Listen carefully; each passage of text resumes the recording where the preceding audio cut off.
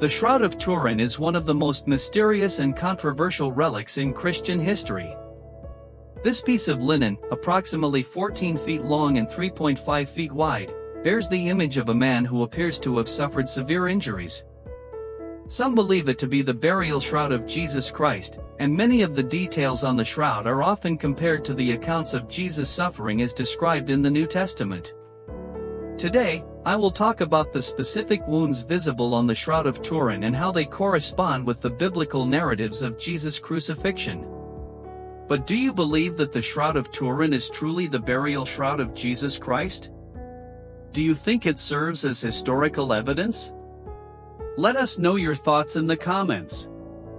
1. The crown of thorns wounds. One of the most notable features of the Shroud of Turin is the presence of bloodstains on the head, suggesting wounds caused by a crown of thorns.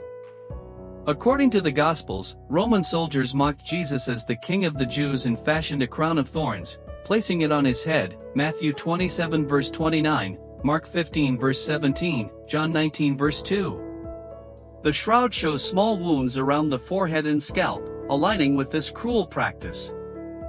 Unlike traditional depictions where the crown is neatly placed, the wounds suggest that the crown was more like a cap or helmet, causing bleeding from several areas.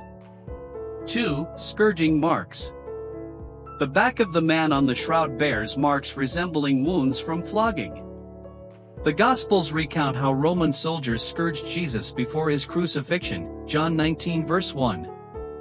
The marks on the shroud seem to have been caused by a Roman flagrum, a whip with leather straps often tipped with metal balls or bones.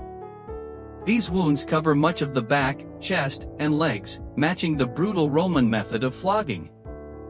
3. Shoulder wound. Another significant wound on the shroud is a large bruise on the right shoulder, indicating that the man carried a heavy object, possibly the cross. This corresponds with the Gospel account of Jesus carrying his cross on the way to his crucifixion, John 19 verse 17. Although the Bible mentions that Simon of Cyrene helped Jesus, this wound suggests that Jesus carried the cross for a considerable distance. 4. Wounds in the hands and feet. The most famous wounds visible on the shroud are those in the hands and feet, which align with the crucifixion as described in the Gospels, Luke 23 verse 33, John 20 verse 25. The wounds show that the nails were driven into the wrists rather than the palms, which aligns with Roman crucifixion practices to ensure the body's weight could be supported. It also appears that a single nail was used to secure both feet together. 5. The side wound. Another important detail is the wound on the right side of the chest, which corresponds with the account of a Roman soldier piercing Jesus' side with a spear, John 19 verse 34.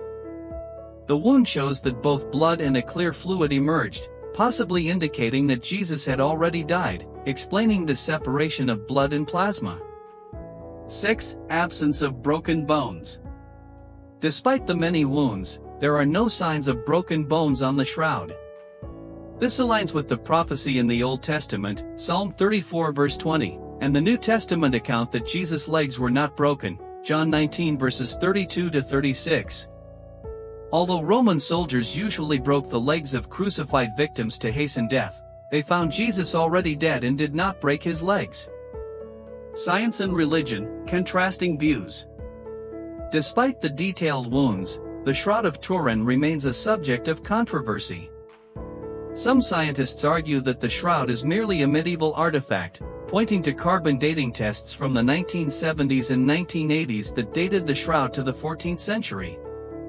However, these results have been contested, with arguments that the shroud may have been contaminated over the centuries, potentially skewing the accuracy of the tests. Recently, scientific studies have emerged suggesting the Shroud of Turin may date back to the 1st century AD, the time when Jesus lived. On the other hand, believers see the shroud as a testament to the miraculous, especially given the correspondence between the wounds on the shroud and the descriptions in the Bible. The image imprinted on the shroud, which has not been explained by science, continues to baffle and prompts the question, could this be a true representation of Christ at the moment of his burial? In the end, the Shroud of Turin, with its intricate details, remains a powerful symbol of suffering and sacrifice. While the debate over its authenticity continues among scholars, the connection between the wounds and the biblical descriptions offers a compelling narrative. Whether viewed as a miraculous relic or a piece of medieval history, the shroud continues to captivate believers and researchers alike, raising questions about faith, suffering, and redemption. Thank you for watching, and don't forget to like and subscribe so you won't miss out on new reflections on the life of Christ.